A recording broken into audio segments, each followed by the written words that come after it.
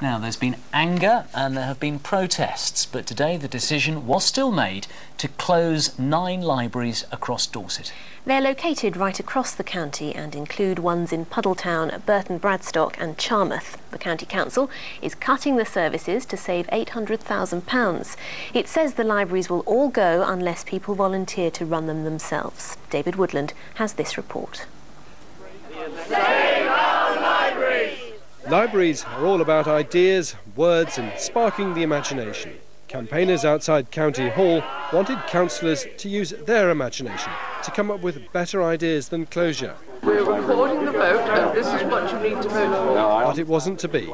21 voted for closure with 20 against. I'm dreadfully disappointed. I consider that it's an act of cultural vandalism. Well, for the people living in the more rural villages, it's going to be very difficult for them. They pay their rates, and we have our rights, as they keep saying, human rights. What about their human rights? Dorset has 34 libraries, and today's decision means 9 will shut, unless the communities themselves can come up with volunteers and money to run them. Those 9 are Burton Bradstock, Charmouth, Chickerell, Coalhill, Corfe Castle, Portland Underhill, Puddletown, Stolbridge and Wool. Why is it that Devon and Wiltshire can keep all of their libraries open and Dorset can't? Every county has different ways of balancing those 3 Bs, the buildings, the books and the bodies.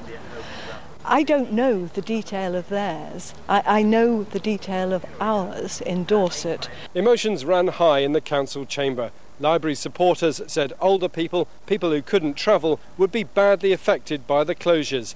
On the other side of the argument, we learned that 75% of Dorset residents don't use libraries at all, ever.